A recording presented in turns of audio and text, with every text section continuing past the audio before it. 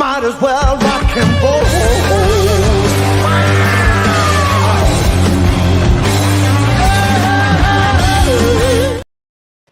Good evening, everyone. Good evening, good evening, good evening. How are we all on this Friday evening, guys? Big up to everyone joining me tonight. Thank you very much, guys.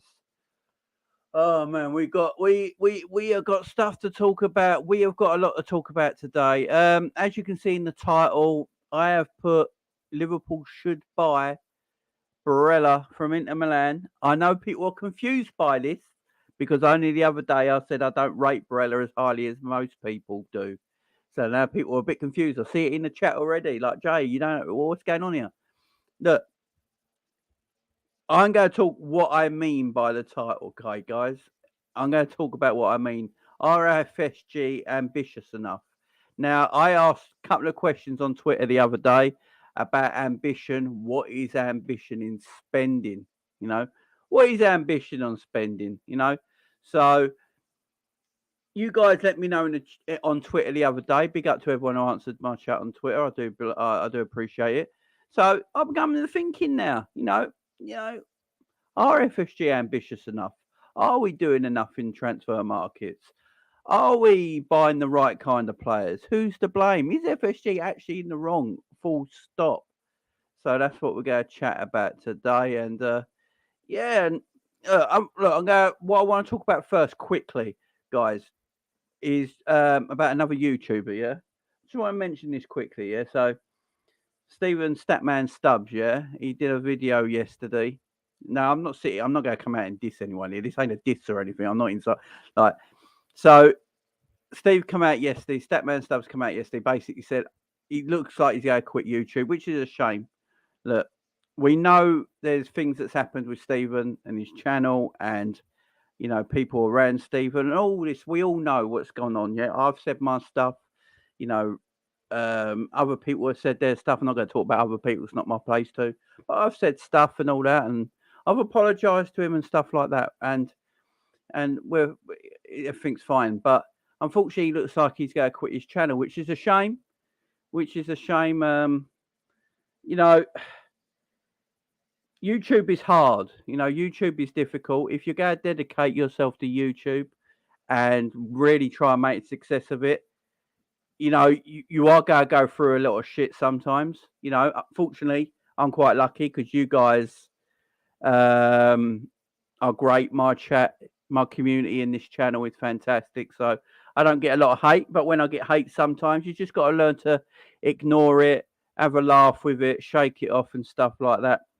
You know, something happened to Steve. A geezer on Steve's channel promised him the world and didn't give it to him and all this sort of stuff. So unfortunately, he's thinking about quitting YouTube. Look, I've told him just have the summer off. So Steve, if you're watching, just have the summer off.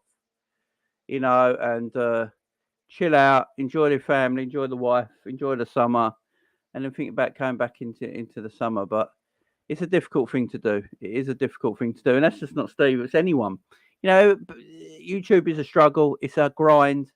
You know, unfortunately, you get some pricks, some dickheads.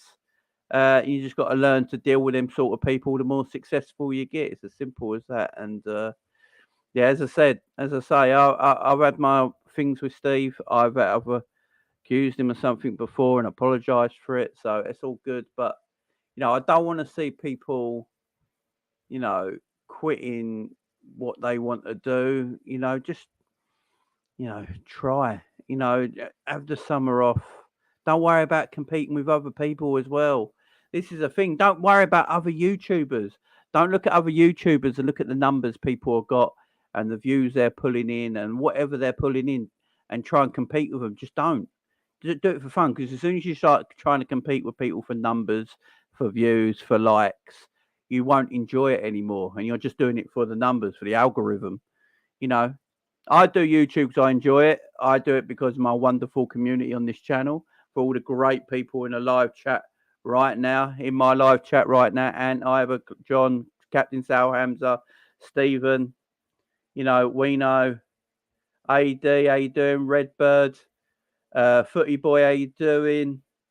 You know, these guys, Vic, Gary, Football Content Factory, Who else we got here? Ross, David, Luke and Ricky, 1892 Reds podcast. Big up, 1892 Reds. Is it? I can't remember what it's called now. 1892. What is it? I'll get it in a minute. There it is, Reds TV. Sorry about that, guys. Luke and Ricky, big up to you. AJ, Scraps. You know, you guys are great. I love all you guys. You guys are fantastic, and I'm lucky to have a great community over here. And yeah, you know, do it for fun, man. Do it for fun. Enjoy yourself. Enjoy yourselves. You know, don't worry about competing with people. Just do it because you want to do it. Use it as a hobby or use it as a love. Me, I'm quite hardcore on this, as you guys know. This is my love, you know. I love doing this. You know, if I didn't have a family, I'd probably be on this 24/7. No lie, you wouldn't see the end of me. But I love doing this. I absolutely love you guys. But big up to everyone. Big up to everyone. I just don't like seeing people, you know, it's an hard gig, you know. It's an hard gig. It's very hard. Right, let's get on with the show. Guys, don't forget to hit that like button as soon as you come into the video. Do appreciate it. Hit that hit that like button, hit that subscribe button, hit the share button. We're on our way to 5K. There might be something I might do. I might be doing a Liverpool shirt giveaway when we get to 5K. So the quicker we get to 5,000 subscribers, the quicker I'll be doing a Liverpool shirt giveaway. So yeah. So make sure we get to 5,000 subscribers. As soon as we do, I'm going to do a 5K Liverpool shirt giveaway as a celebration to get into that milestone. And yeah, we'll be doing a sort of like everyone's got. What I'll do, I'll put it up in the community post about the giveaway when we get to 5,000 subscribers. Put all your names in the hat, and what we'll do, we'll pull a name from the hat. That winner will win the merchandise. So if you want to be for that, guys, make sure you start subscribing to the channel, because, you know, I look at my YouTube studio, I look at my algorithm, there's 67 people, 67% of people watch this right now and don't hit the subscribe button. So if you're not hit the subscribe button, guys, what are you waiting for? Hit that sub button right now. Help us get to 5K, and you could be in for a chance to win a Liverpool top. So hit that subscribe buttons, guys. Hit that subscribe button. But yeah, big up to all of you guys. Big up to all of you. Right. Let's do this. So the Barella stuff, as it's titled, you know. Can we join on call? The call-in shows are Wednesday nights, my friend. Wednesday nights are the call-in shows. So make sure you come and join me on Wednesday nights for call-in shows, guys. Unless there's a game on, it'll be Wednesday nights every single week for the call-in show. So big up to everyone. Big up Paul in the chat as well. So yeah, here we go. Let's talk about it. Big up Alexander. How you doing, man? Scraps, how you doing? So the Barella in the title, yeah? So I've got Barella in the title. And I know the other day I did a show and I said, like, about the Barella stuff, I don't rate him as highly as some other players, some other people do.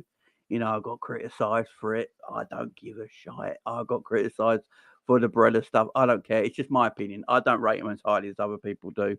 I think Tonali's a better player than Barella. That's just my opinion, and he's going to Newcastle. But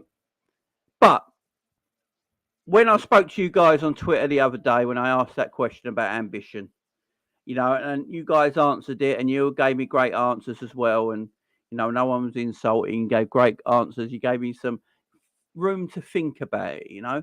Now, I've been watching, you know, other YouTubers, people talking about Liverpool, listening to the pundits lately, listening to the players. And I'm starting to think, you know, I've never been this massive, people will know, I've never been this massive FSG out person. I've never really hated an ownership of this football club. I've been a fan for 30 years. I'm 42 years of age, almost, coming up. And I've been a fan of this football club for 30 years, you know. So last time I saw a Premier League win till we won it with Klopp was back in 1990. So I was 10 years old at the time. So I've been through a lot with this football club. So I've never really gone after owners or anything like that. The only time I really did was Hicks and Gillette, because Hicks and Gillette almost put us into administration and tried to, sell off the land around Liverpool and build a stadium in Stanley Park that they could never afford to do, and all this sort of stuff. And he put us in bank loans, and it's dreadful, dreadful people. And that's the only time I've really come at people. Now, I know a lot of people will say that FSG are no difference to Hicks and Gillette. If you hated Hicks and Gillette, why don't you hate FSG? And I've never. The way I look at it, FSG are better businessmen than Hicks and Gillette were at Liverpool Football Club. On the business side of things, the paperwork, the money side of things, behind the scenes, FSG do a good job, in my opinion, as businessmen, right? But there's a difference. They don't know nothing about the football side of the game. And this is the issue. This is the issue we're having as a club right now, right? As a business, they have a business plan. They set their system up. They've got a system they've set up as a business in all their portfolios, yeah? Now, what I don't think FSG still know and can get the hang of is that in football, there's transfers, signing on fees, agent fees, and then wages, yeah? Where obviously in American sports, you get traded and it's all about wages, really. Where in football, you're paying a transfer, a signing on fee, and then agent fee, and then a contract after that. So there's a lot to go through. And I still don't think they've worked out that side of the game yet. If you look at what we're doing lately, letting players go, we don't sell players. We let players go to the end of their contract and then just leave for free. And then we reimburse that wage structure into another player. Now, if you look at American sports, obviously they don't get transferred to anywhere. They get traded. You get traded. You go to the end of your contract, you get traded. Where in football, you can buy a player. You can buy a human being for like £50 million, bring him to your football club, and then pay an agent's fee, a signing on fee, and a contract. And FSG are so strict in their structure of the way they do business and run this football club that they're so strict on the wage thing that they won't go for players like a Barella at the price Inter Milan are asking for. So when I asked the other day on Twitter, does it show ambition to overprice for a player? To go above, the price the player is actually worth.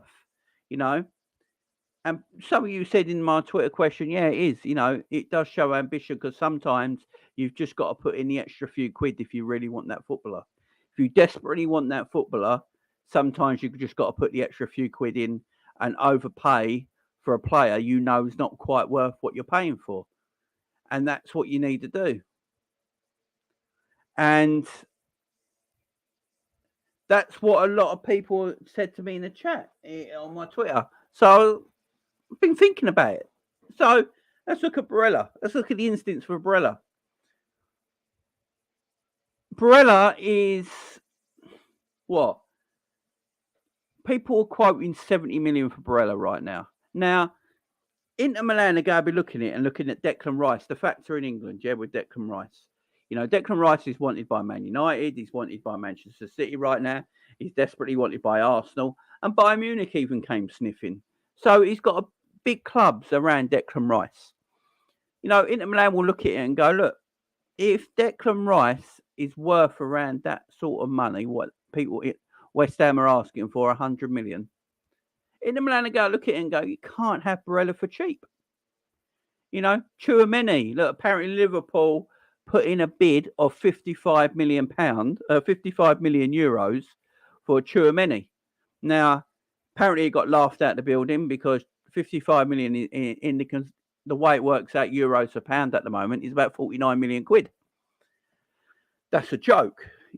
When you see players going around, the problem with FSG is that they evaluate players. This is the difference. FSG in their business setup will evaluate a player. They will look at a player and think he has a valuation of A to B, right? That's his valuation. We will not go over that valuation for that footballer. So if that footballer don't meet our valuation, we will move on to the next player. And the problem with that is then you go and buy a player that maybe not good enough than the player you were looking at because you don't want to pay the A price. And that is what a lot of the fan base, if I'm correct, you let me know in the chat, guys. So I'm going to lead this by you guys in the chat. You guys in chat are going to lead this for me, okay? What I believe is, with most of the Liverpool fan base right now, is that we want the owners to start paying the A price for some of these players. Yeah? Even if it means going over the odds for a player occasionally. I think most of the fan base don't want us to go over the odds all the time for certain players. I believe we all do know that certain players have a value, and that value, sometimes is worth going over the odds for. Sometimes the player's not worth going over the odds for. And if Barella is worth 90 million, if Inter Milan think no, you guys come in with your 70 million pounds, 70 million euros, whatever it is, we're looking at the rest of the football world at the moment. We're looking at someone like Declan Rice, who we don't think's better than Barella, going for 20 to 30 million pound more. No. Oh, we want 90 million for Barella.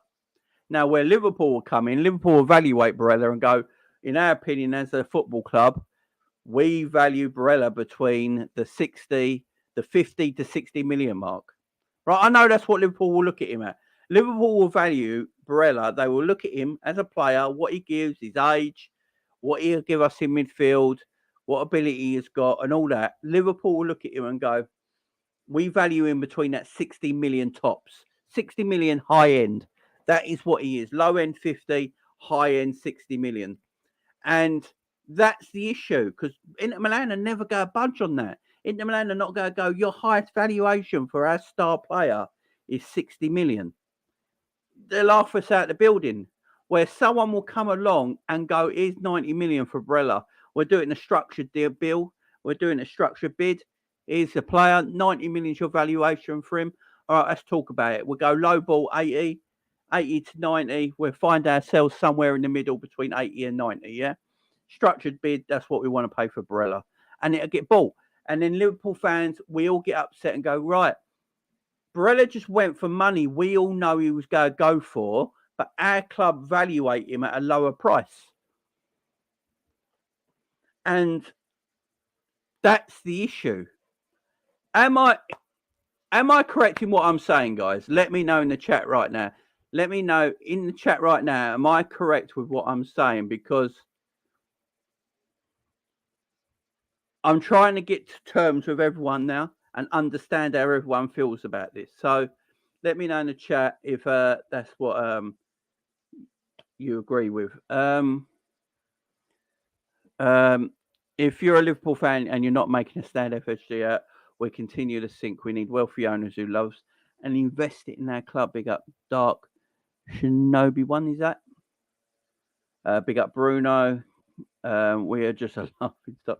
Big up Frank in the house. How you doing, man? Joe, I know Inter and Napoli have always done. And believe me, it's not worth that ridiculous price. Big up Frank. Barella in his prime played over 300 games and over 40 caps for Italy, playing in major finals as top 5 player in the Italian league. 90 plus million is the right price. Yeah, I agree. We need an owner like Ryan Reynolds, man. You're correct, Jamie. Big up, Jamie. Big up, Booger Boy. How you doing, man? Yes, you are correct what you're saying. Liverpool under FSG, champagne taste on lemonade budget. Big up, Wigs. I love that saying. Jamie is correct. They need to spend more. In my opinion, we need a defensive midfielder more than an attacking one. I don't want Barella. Big up Angel. Yeah, we're going to talk about that, my friend. Why waste time bidding on a player who's worth way more than the bid? Exactly.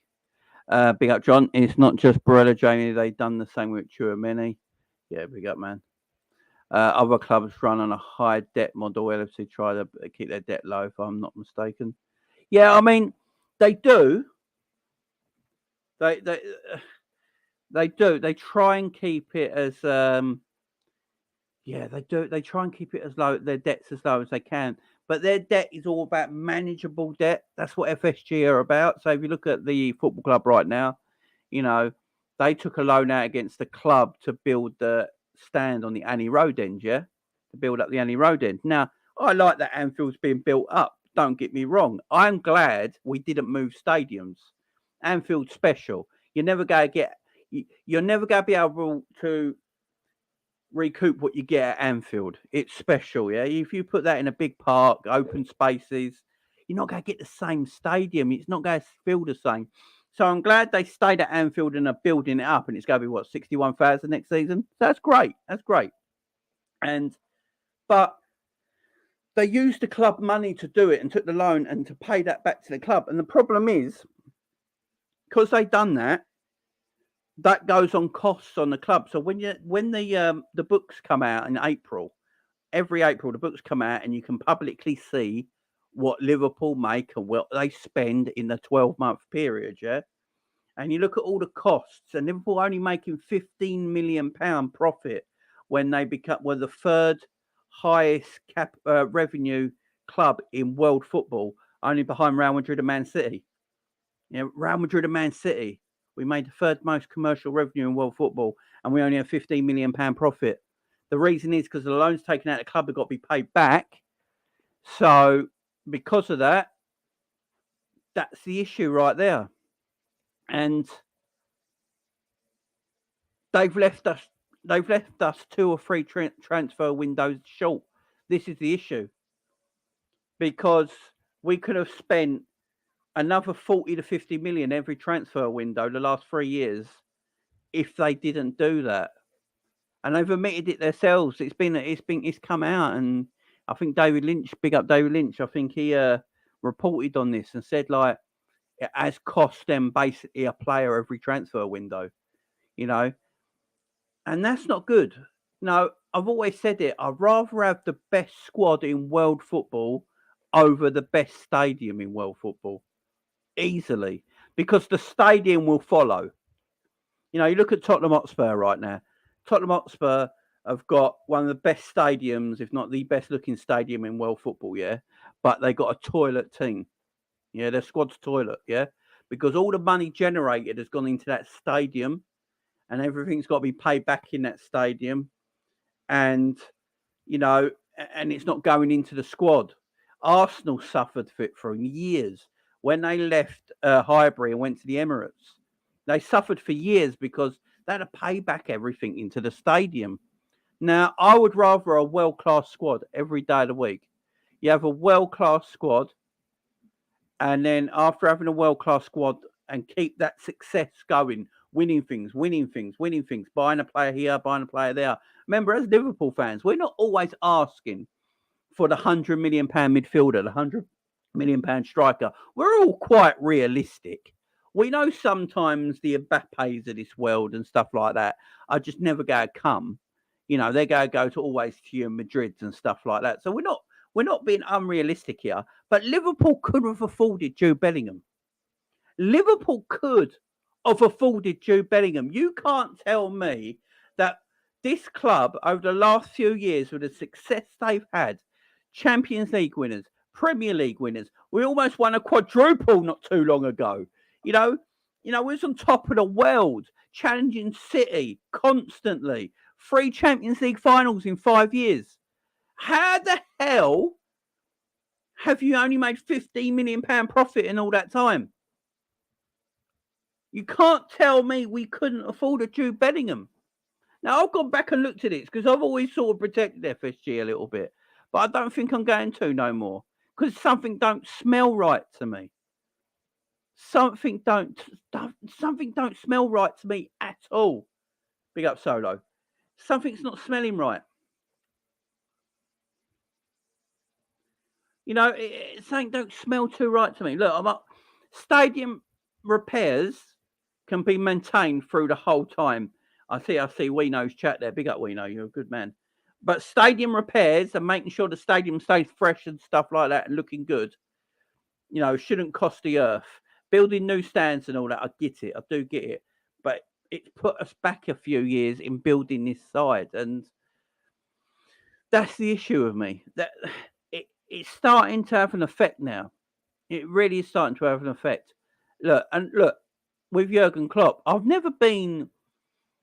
Everyone loves Jurgen, yeah? I understand it, yeah? Jurgen is one of them managers that we all love, right? He's one of the best at his time at Liverpool in world football. There's no doubt about it. You know, he had a terrible year last year. I've said it enough on this channel. I've gone at Klopp enough last season. I want to say I don't want to do that this season. Last season I went at Klopp because he was underperforming. Yeah, he was underperforming in his role, and we've all admitted that. Yeah, but I want to move on from that.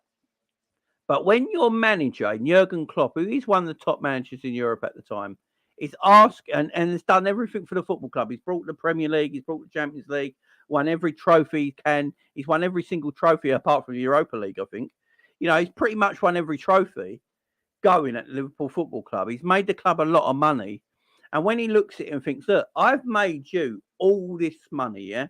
I've made you all this money where you have been able to be, you know, getting massive commercial revenue in because we've been successful on the pitch. Because we've been successful on the pitch, we're bringing in massive revenue. We sell out our football shirts all over the world. As soon as the new home shirt's printed, it's sold out. You can't buy it again for ages. Sells out all over the world. Fans everywhere. Liverpool's huge. Liverpool is top 5 biggest clubs in world football. Rivals might not like that. You know, the only ones who can talk are Man United to us in England. The only other team in England who can talk to us is Man United. Simple as that. Everyone else has to stay still. And when you got all that and Klopp's just asking, look, I just want Jude Bellingham. I just want Jude Bellingham. Right? They should have done something. They should have gone, look, last summer, that mess. You look at it now, it's a mess.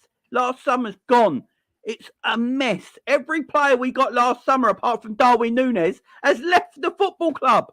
It's the worst transfer summer in recorded memory because everyone apart from Darwin last summer has left the football club that we got, that we bought last summer. They've all gone in one season. Apart from Darwin, everyone else gone.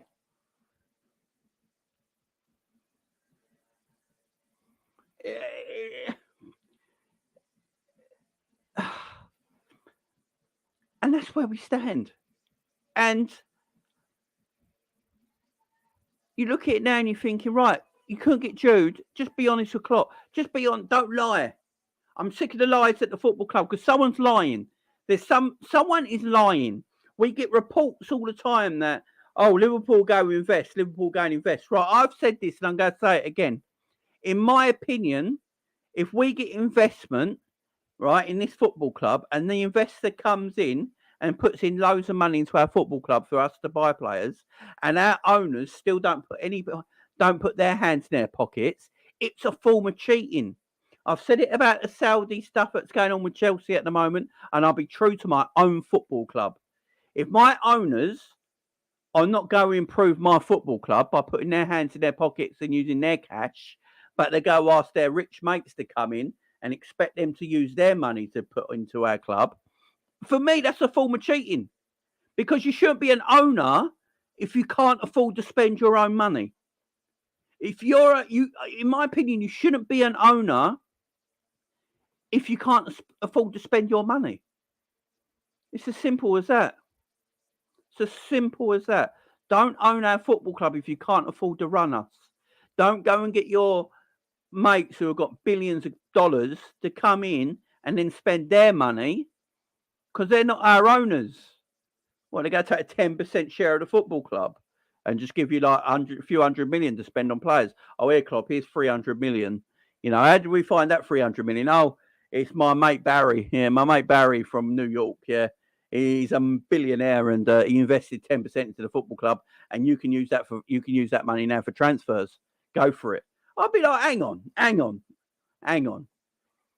So why ain't Barry owning my football club? Why ain't Barry owning my football club? Because if Barry from New York is a billionaire, can come in and putting 10% equity into our football club and then give our manager 300 million to spend in a transfer window, why ain't he in charge? Why ain't he my owner? Why ain't he my owner? You know, and at the same time, I do get it, because I've said it before. You don't always have to put your own money into your business. I do get that. I understand that. Right? I do get it. Look at the Glazers. Look at Man United. Man United basically just spend their revenue. Yeah. Man United has the highest revenue. Yeah. Right. They have the highest revenue commercially, apart from Real Madrid. I know it says Man City number one, but let's forget about that. Man United have so much revenue. They just spend their revenue. The Glazers ain't really spending anything. So I've always said it. Do that then. Right, if you're not going to put money in out of your own pocket in the football club, this football club makes a lot of money. You can't tell me this football club can't spend £200 million this summer easy. You can't tell me they can't. The amount of money this football club has made over the last few years, yeah, and you've already taken the loan out of the football club to build the stadium, so that's got nothing to do with transfer money. You can't tell me there's not £200 million for this club to go and spend on. Of course there is. But because of FSG structure, they won't do that because they don't like taking too much of a risk. They won't take too much of a risk. That's why we go for players with potential players, or players that are at an age of 23, 24 that have already shown a potential at previous clubs and they're not a risk, like a Diaz. You know, spending 50 million on Diaz from Porto when you're like, Diaz don't work out. We can make our money back on Diaz tomorrow. That ain't a problem because the profile he's got and the age he's got, you're going to make your money back on him. Yeah, easy. McAllister, we could double our money tomorrow if you sold him, you know, because of the profile of the player and his age. They're not risk transfers. They're not a risky transfer financially. Liverpool just won't. And I'm not saying we should blow everything, by the way. I'm not saying, let's go and buy a load of players that cost 70 and 80 million, give them 300 grand a week. And if they fail, they fail. I'm not saying that. Spend wisely. I've always said it. Spend wisely and spend correctly. The best way to buy players is spending wisely. Buy players that suit your system. Look at Man City. They bought Kanji and Ake the last 2 seasons as defenders. Ake came from a relegated Bournemouth team. Kanji, £15 million from Borussia Dortmund. Right? They fitted their system that the manager wants to play there in Pep perfectly. And there were 2 tremendous defenders this season gone. You know, Liverpool have got to start, and also the wages as well. Now, I don't like wages in football. I ain't going to lie. I'm not going to sit here and pretend. I am not a particular fan on wages in football because I think there's too many average footballers in the world right now getting such high wages that it's boosted the wage system, what everyone has to get now. You know, you look at Jadon Sancho on 300 grand a week. You wonder why he ain't performing. It's madness. But Mo Salah's on 350 grand basic. Alisson, I believe, is on almost 200 grand a week. Virgil's on 210. Thiago 180. You know, these are our top earners, yeah? If we want to keep players and we want to be a more club that's going to be, you know, come here, you'll get the money. We're going to have to start operating at a higher level to get our wages up. Now, we've won Champions Leagues and Premier Leagues. We've been in 3 Champions League finals in 5 years or whatever it is, 6 years. We've done all this recently. The money should be there. The money shouldn't be a problem. It shouldn't be a problem at all. It shouldn't be a problem at all. And look, I'm not one of these fans either that thinks we should win the Premier League every year. I'm not one of them fans. I don't think we have any damn right to win the league every year, right? Liverpool, been going since 1892, yeah? 1892, Liverpool been a professional football team. We've won 19 league trophies in over 120 odd years of football, yeah, as a club. And we've won 19 league trophies. So that tells you straight away we shouldn't demand and expect to win the league every single year. But what I expect is to challenge, and that's the difference. If you lose the league by a point to an mighty Man City team, and they finish on 100 points, and you finish on 97, 98, 99 points, at the end of the day, it's just unlucky. You tried everything in your power, you lost the league by a point. You can go back in the season and go, oh, if we didn't draw that game, or if Klopp changed his tactics in that game, we'd have won that game. If we was the top of the league at one time by 8 points. If we kept our nerve, we would have won the Premier League. You can always look back on things. Always look back on things all the time. But you got no given right to win anything. You haven't. You've got to work it and you've got to earn it. Work it and earn it. It's as simple as that. But to work it and earn it, you need the right players in your football team to do that. Now, I haven't got a problem with Thuram. Say Liverpool get Thuram in. I've not actually got a problem with Thuram coming in, because I think Thuram could be a very, very good player for the future. I know everyone's talking about that at the beginning of the season. We need to start strong. We need a challenge next season, and I agree with everyone. Yeah, I don't expect us to go and win the Premier League next season or anything like that, because we finished 5th last season. We finished a little bit behind. We got older players in our team. Things didn't work out.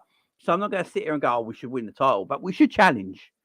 I think a lot of teams will challenge next season. Challenge is different to winning it. We finished 5th this season and didn't challenge, but we should challenge next year. But for me, top 4 is the priority next year. And I know people don't agree with that, because we're Liverpool Football Club, all this sort of stuff. And people don't agree with that. But if you look at the landscape of Premier League football right now, you've got Man City. Man City are trying to buy Declan Rice, man. Man City get Declan Rice. They got Kovacic through the door as well. Kovacic, De Bruyne, and Declan Rice, and Rodri. Good luck. And the by the sounds of it, they're going to play Foden in midfield next season for the Bernardo, because Bernardo Silva's not going to be there. So they're going to play Foden in midfield next season. Newcastle just bought Tonali, from AC Milan for 70 million. They finished 3rd last year, or 4th, or whatever it was. They're going to have a great season as well. Man United, I don't know what's going on with them at the moment. Their transfers are as up in the air as ours is right now. But you feel like they're going to be in that top 6. Arsenal going to be in that top 6, although what they're doing don't make no sense for me at the moment. But that's another story. And so the challenging is going to be hard. So Liverpool have just got to get back in that top 4. Get back in that top 4, but you've got to get the players to get there. So a Thuram, a Kone, McAllister's, look, they're all better than what we got right now. There's no doubt about that. They're all better than we got right now. And them three improve Liverpool Football Club. There's no doubt about that. Thuram, McAllister, and Kone, if they all came in this summer, they will improve Liverpool from last season, because they are better than what we got in most areas in midfield right now. So we'll do a little bit better. But I know a lot of the fan base are like, nah, we need to go back to winning and competing with City straight away. And I understand that.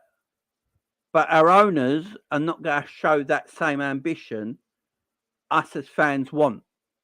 And that's the difference. Our owners' ambition to our ambition is completely different. My ambition, Iber's ambition, Wino's, Anfield Raw, Dad's, Morton, G's, Solo, Wiggs, Baz in the chat, Jack in the chat, Jamrock. We've all got the ambition of Liverpool being a competitive force, being Liverpool Football Club, one of the biggest brand names in sport, one of the biggest football teams on planet Earth.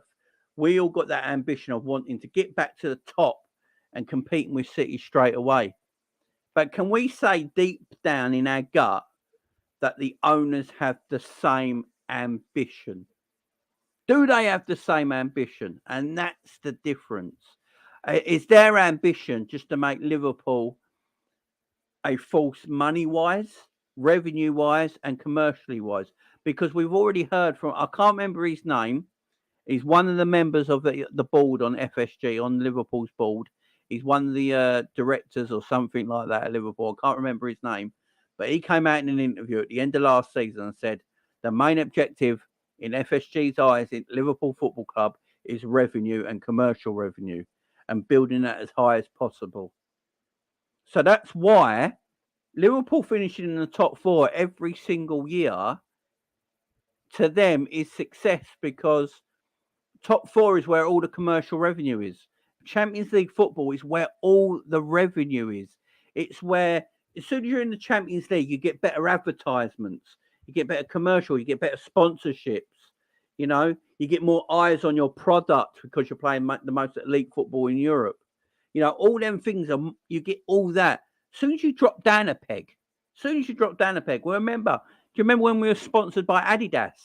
And the reason Adidas gave up on Liverpool is because Liverpool couldn't keep in the top four in Champions League every year. So they went, look, we don't want to be playing, you know, we don't want to sponsor you while you're in UEFA Cup. We want to be up there. And that's why they came away from Liverpool Football Club. We went to Warrior and Reebok. They were crap days. You know, and that's the issue. And that's the issue, ain't it? And unless they leave,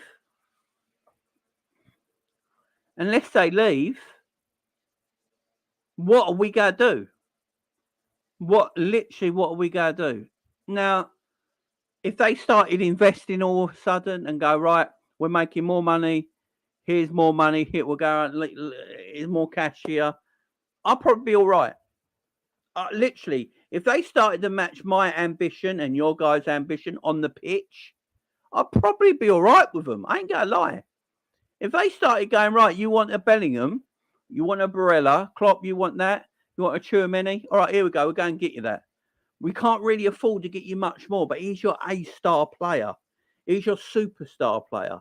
I'll probably be all right with it. I probably wouldn't be so upset about it because, all right, they showed me a bit of ambition there. They went and got me Tchouaméni. All right, thank you very much. You know, that's an ambitious player. That's an ambitious transfer. Not a lot of people can pull off. Thank you very much. Okay, I understand you might not have a lot more coppers in the bank to get other players because that's a superstar footballer you just got me. And I'm happy with that. All right, no worries. We'll go again in January. Give me someone in January and get me a couple more next summer. Yeah? And then we'll talk. We'll be fine. But they're not showing that ambition at the moment. Their ambition is revenue. The director of Liverpool said it.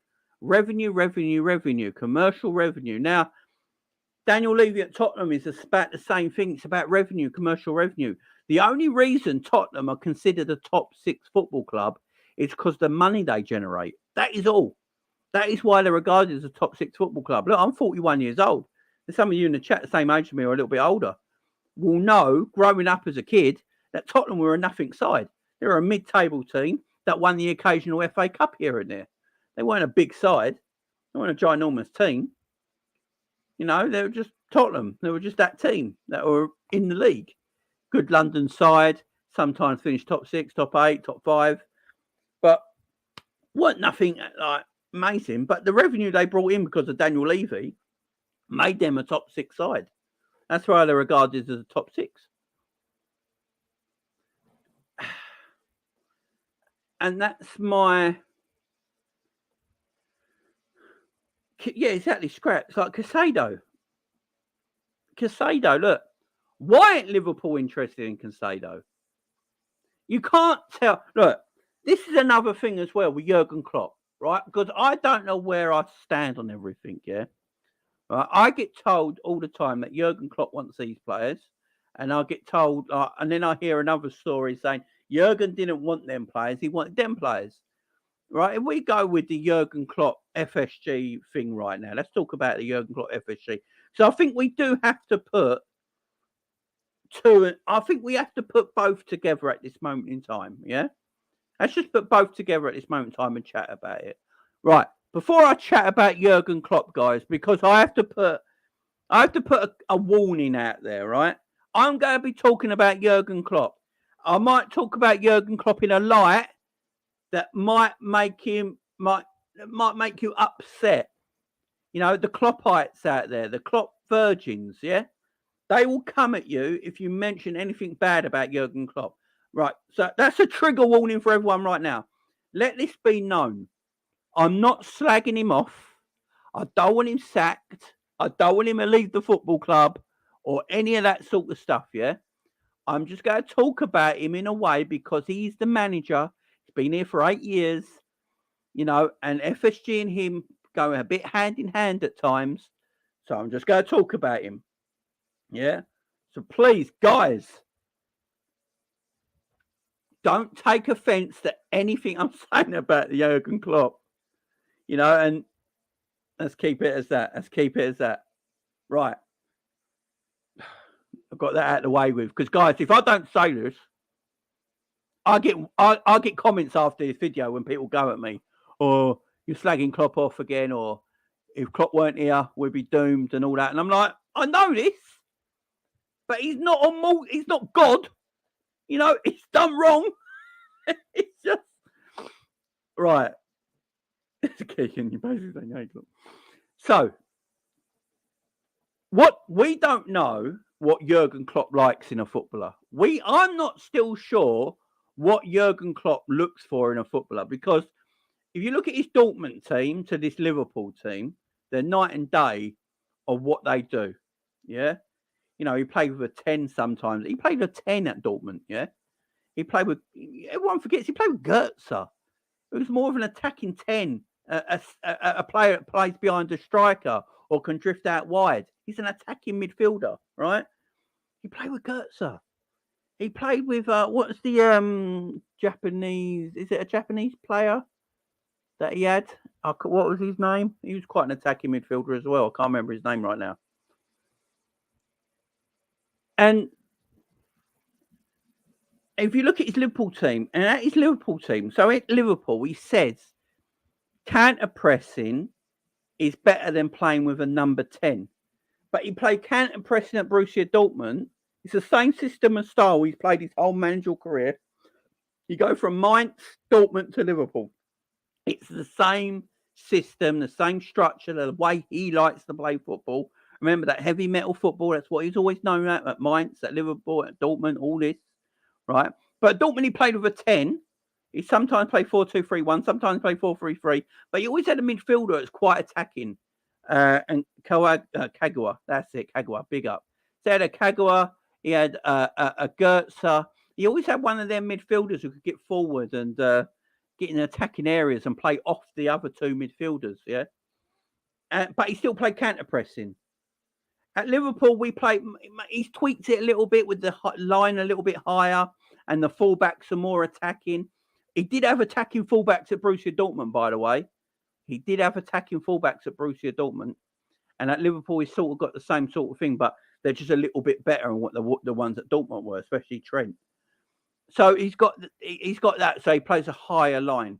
He went and got Virgil van Dijk because the way to play this system relies on defenders like a Virgil van Dijk, like a goalkeeper like Alisson, you know. So systems are pretty much the same, but we play a different kind of way of a different formation. And I don't know to this day what he wants in a player. Remember, he was looking at Julia Brand when Liverpool were looking at Mo Salah. He was looking at Goetze when Liverpool were looking at Mane. He was looking at Timo Werner when Liverpool were looking at Diogo Jota. You know, that sort of thing. Jurgen Klopp is the man who got, what's his name in, the German goalkeeper, Karius. Jurgen Klopp's the one who pinpointed Karius as his goalkeeper to take over Mignolet. He wanted Mignolet out and he wanted Karius in. That was his goalkeeper. Klopp pinpointed Karius. That was his player, his goalkeeper. Now, to Klopp's credit, Karius had a great year in Germany that year, and for Mainz, I believe it was, and was one of the better goalkeepers in Germany that year. So he thought, right, it's a touch. I'll go and get him. He's going to do bits. So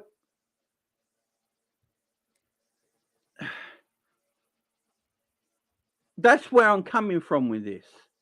You know, that he wanted the Werner, Liverpool wanted the Jota, he wanted the Julian Brandt, Liverpool wanted the Salah, he wanted the Goetze, Liverpool wanted the Mane, he wanted the Karius.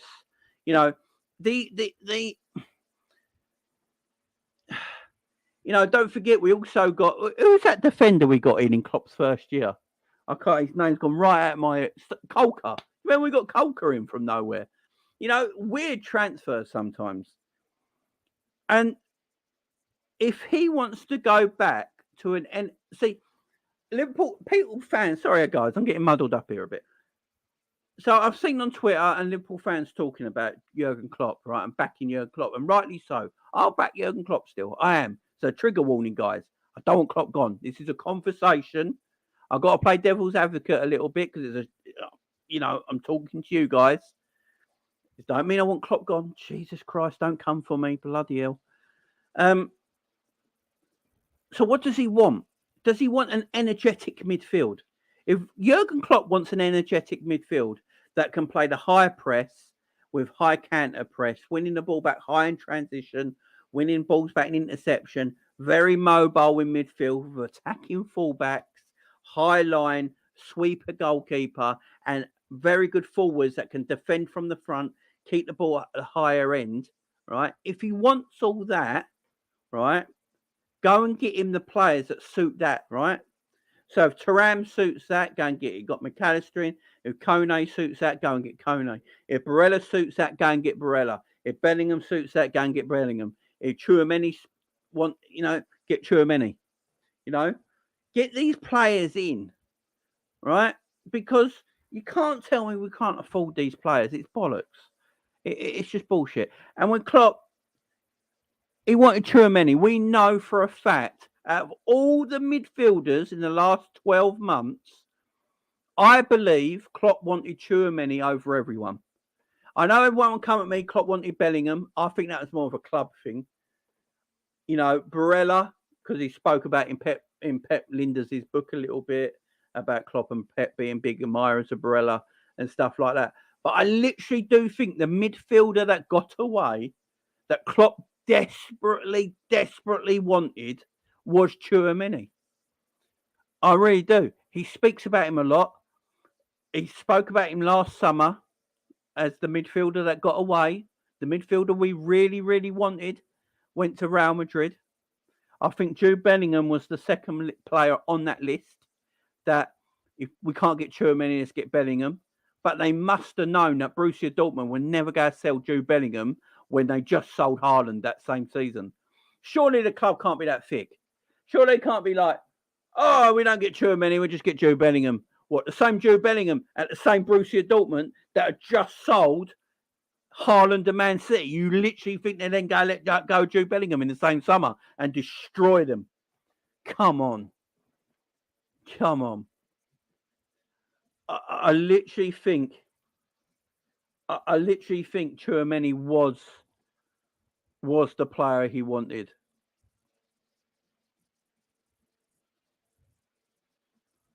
I think Tchouaméni was the player he wanted.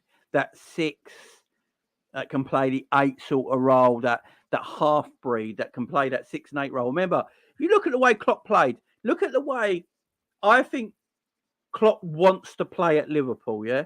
I think Klopp wants to play a tactical game with quality in possession, but can press high at the pitch, high line, counter pressing.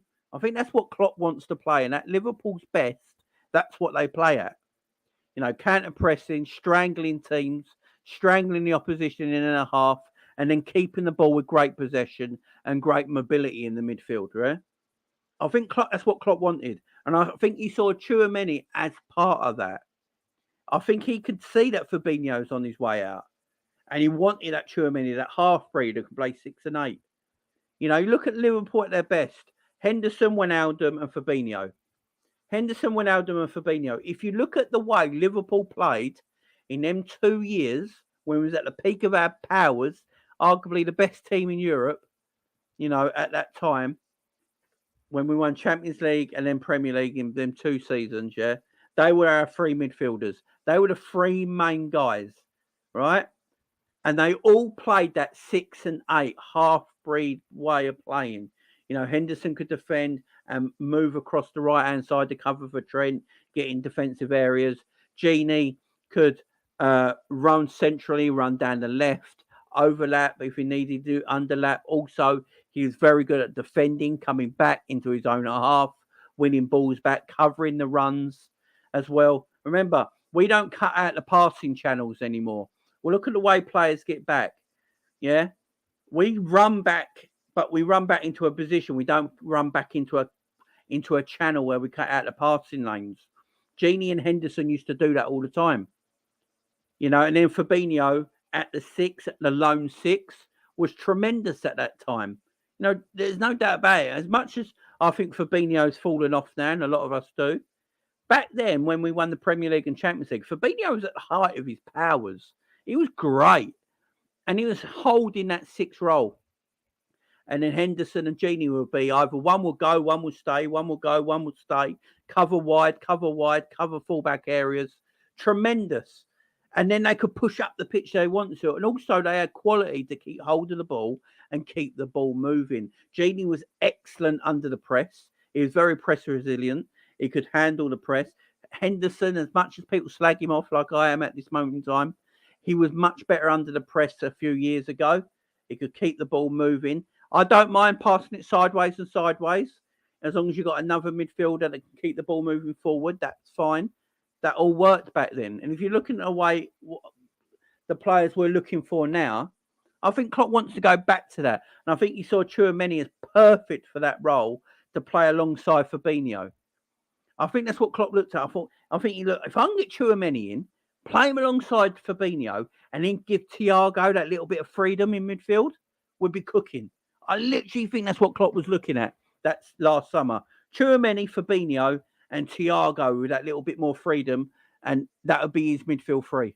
I really think that would have been his midfield 3.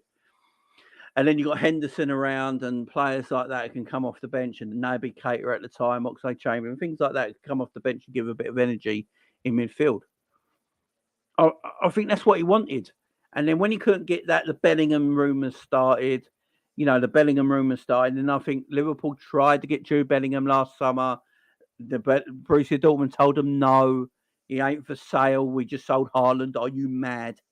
And then come back to me the following summer. And then I think what happened is then Klopp looked at it. And this is where I do give Klopp some blame. I think Klopp looked at it and went, right, Tchouaméni's gone to Real Madrid. He was my number 1 guy. I didn't want any other midfielder. I only wanted Tchouaméni this summer, right? Tchouaméni went to Real Madrid. Then the Bellingham thing started. And I think this is where it's partly both camps' fault. They went to Dortmund. Dortmund went, no, you're mad. We just sold Haaland. Come back next summer, right? Come back next summer and we might talk. There's probably more chance you getting Jude the following summer than there is this summer. And I think Klopp and FSG and the owners and everyone at the club looked at it and thought, right,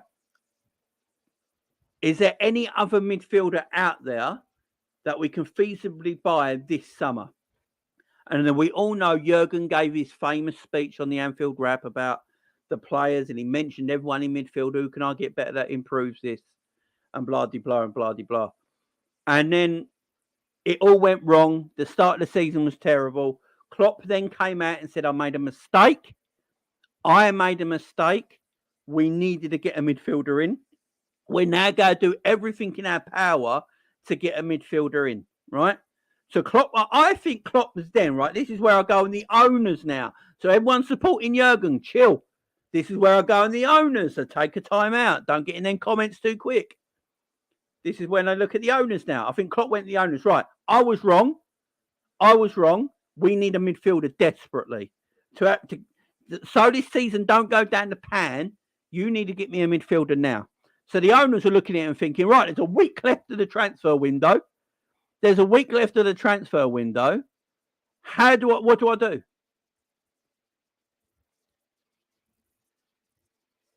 What do I do? What do I do? Right, there's a week left of the transfer window. We ain't overpaying on anyone. We're not going to overpay on anyone. We've got a week left of the transfer window. I remember doing content last summer about it. Oh, we're going to buy someone. Everyone's getting excited about it. We're definitely going to get a quality midfielder in now. I remember we were talking about Barellas and and people like that, and Tonales and all these sort of midfielders. And we're like, who can it be? Who we going to go for? And then we forgot who our owners are. I think we all forgot who our owners are. And they were like, we've got a week left till the transfer window shuts. We ain't overpaying. Simple. Because when Jurgen Klopp made that press conference and said, I was wrong, we need a midfielder, the rest of Europe went, woo! Have you heard that, John? Jurgen's coming for our boys. Man down. Yeah, he put a warning out to Europe that Liverpool got 1 week to buy a midfielder. FSG won't go overpay for anyone. They won't go overpay for anybody. So who's there? Liverpool getting in there. They got their little black book out. They're looking at the players. Who the shit? Fucking hell. Jurgen's giving us a week. Who we go find? Then someone turns up and goes, you know, Juventus don't want Arthur anymore, don't you? And everyone was like, oh, really, Julian, really? Well, how about Julian? What you do, you fly to Turin, Julian, and have a convo. Yeah, get on the plane, get over to Turin, and have a convo with Juventus. See what they're willing to do on Arthur. So Julian gets on the plane. He's going to Turin. He gets to Turin, rings them back. Oh, yeah, boss, yeah. Mike, John, yeah. I'm in Turin. Spoke to Juventus. I tell you what, they can't wait to get rid of Arthur. Yeah, they can't wait. They're like, yeah, you can have him. Just have him on loan. No sign-on fee, nothing. Just have him on loan. They can't wait to get rid of him. And John and all that, they're back there going, okay, Arthur Melo, Brazilian international, did play for Barcelona, looked good, decent footballer. They're willing to give him on loan. Week's notice for the transfer window. Yeah, Jurgen's got to be happy with that. Brazilian international, played with Messi at Barcelona, Suarez and Neymar, good footballer, tidy. Juventus want to give him for a free. Julian, what's the catch? He's been injured since April. For fuck's sake. Oh, God. What's the other players we can get? Well, there's Barella. Yeah, how much is Barella? Inter Milan want 70 mil for him. 70 mil, having a laugh? Nah. Forget that. Right, just get the Arthur Melo stuff done. Get the Arthur Melo loan done. And that's why we loaned Arthur Melo, guys. That is the story of why Arthur Melo came to Liverpool Football Club last summer. That I'm telling you, that is what happened last summer. That is what happened. And Klopp was like, right, Klopp must have gone into training the next day and gone, right, I've heard the news. Arthur Melo, eh? Look, I know I said I was wrong and I didn't need a midfielder after we couldn't get Germany. Jude weren't available. We're saving our coppers for Jude next summer. I get it. I understand that. But Arthur Melo, you do know he's been injured since April, don't you? Yeah, Jurgen. Yeah, but Jurgen, use your magic. There's a player there, Jurgen. There's a player there. Brazilian international. Play with Messi and Suarez and Neymar. Yeah. 0 minutes. What, 13 minutes? He had no... The last time Arthur Melo played at Anfield was for Barcelona against Liverpool in the second leg of the Champions League. No minutes at Anfield. 13 minutes is all Arthur Melo played, and he got injured again. Man, this club, man. This club. So again, I say, who is a Jurgen Klopp footballer? Who is Jurgen Klopp looking at? That's one. Two, FSG are not ambitious enough in the transfer market to get the players in they should be looking at. That is why I titled this video, Liverpool should just get Barella. And that, I know, and it's not me wanting Barella, as say. It's the ambition Liverpool should now be showing. As people say, we are Liverpool Football Club. We got promised players, and nothing came through. And I'm looking at this summer now. I'm not going to get too worried on it just yet. We've got McAllister in, who I do rate, who I think is a fantastic player, by the way, and a great signing for us. And McAllister will improve us a little bit because at this moment in time, he's better than Jordan Henderson. He's better than Curtis Jones. He's better than Harvey Elliott. He's better, he's better than Fabinho right now. He's just, he's probably, apart from Thiago, he's probably our second best midfielder right now. So he improves the football club, but we need more. We need more. And this summer, FSG, just show a bit more ambition. Just show a bit more ambition. Just go out there and go, you know what, guys? You need three midfielders. These are your three midfielders. No fighting about. Even if it is players some of us don't agree with. Say they just go, right, boys, we're going to get you this Gabby Vega from Celta Vigo and Thuram from Nice to go with McAllister. They're your three midfielders, yeah? Now, at least FSG has shown me something there. They're willing to acknowledge that we need players, and they went and got players. No, are they players at the level of Barella right now that can go and make us win things straight away? Maybe not. But are they very good footballers that can only get better in the years to come? Yes. And that's acknowledgement, in my opinion. So FSG got a lot of work to do. Jurgen Klopp's got a lot of work to do. Jurgen Klopp wanted all these transfers done by the time pre-season starts. Got 3 weeks. They go back to training in 2 weeks. Just get Thuram done. Thuram's there to be bought. Thuram wants to go to Liverpool. Lilian Thuram, his father, his World Cup winning father, has told him to go to Liverpool. It's the club he wants him to go to. He wants him to play at Liverpool under Jurgen Klopp. He thinks that's the best place for his son's development. Thuram himself wants to go to Liverpool. The deal's easy to do. Why are we waiting until the under-21 tournament's finished? Tonali's just gone to bloody Newcastle. He's playing under-21 tournament. Are they worried that he's going to get injured and they can't take that chance? Is that another thing? Because Newcastle can take the chance because of money. It don't bother him if Tonali gets injured. He gets injured. He's still our player. If he's injured for 6 months, injured for 6 months, don't matter. When he comes back, he's still a quality player and he's still our player. Are Liverpool not going to take that risk that they sign him now and he gets injured in the under-21 tournaments? And they think that's too much of a risk, so they're waiting for him to finish? What if Thuram has a blinding under-21 tournament and needs to go, look, you see how good he is? No, the world has seen how good he is now. Let's put an extra 20 million on top of his transfer. Let's put an extra 20 million on top. That for me is a risk. Liverpool should just, let's get the job done. Get Thuram in. He's going to be a quality footballer. Not going to be hitting the ground maybe straight away, but definitely next year and the year after, Thuram is going to be mint. Go and get Gabriel Vega. Go and get Cohen. Go and get these players in and give them to Jurgen Klopp and let Jurgen Klopp work his magic on these players, and we might have more success next season than we first thought. Just get the player done. Get the player done. If you have to pay 10 million over the odds for Thuram, just pay it. There's no point going this deep into things and then pulling out of it because Nice go, oh, we want an extra 10 million now. Just pay it. It's 10 million. It's nothing. In terms of professional football in the Premier League, in this day and age, an extra 10 million on top of that transfer is nothing because the transfer in the beginning is not that high anyway. Thuram's not on massive wages. His signing on fee ain't going to be huge.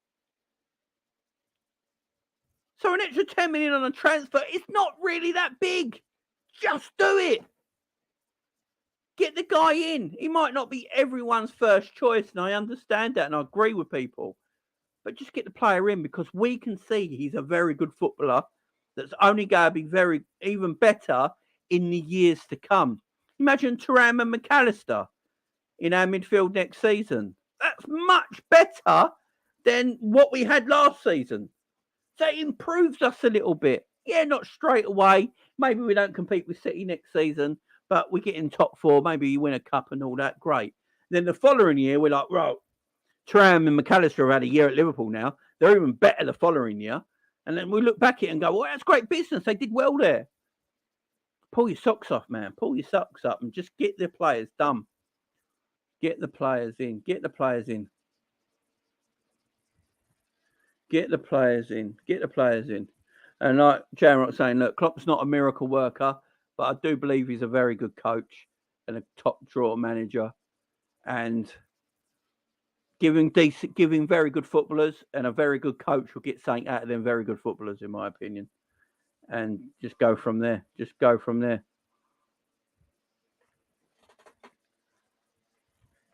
Okay, I'll be telling you, some in our fan base don't have a fully developed front lobe. Jamrock, are you chatting about, man? Going to lose to City because they're trying to increase the bids by 5 million at a time. Yeah, guys, anything you want to ask me in the chat before I go, ask it now, guys. Let me know what you think of what I've said tonight, guys. Did I make any sense? Do you agree with what I was saying or disagree? Let me know in the live chat before we go. And yeah, big up to all of you, man. Big up to all of you.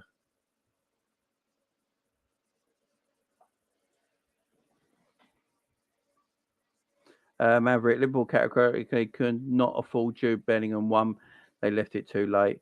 They could and will never match Real Madrid's wages. Need to be realistic. Oh yeah, I agree with the wages stuff. But if Liverpool really, really wanted him, they could have done something even before Real Madrid going calling. Do you know what I mean? Yeah, I agree with the wages thing though. Look, I'm only using players like Bellingham and stuff like that as a reference point. Yeah, I'm using them more as reference points. That's what everyone's got to remember. They're reference points in my argument and what I'm trying to make.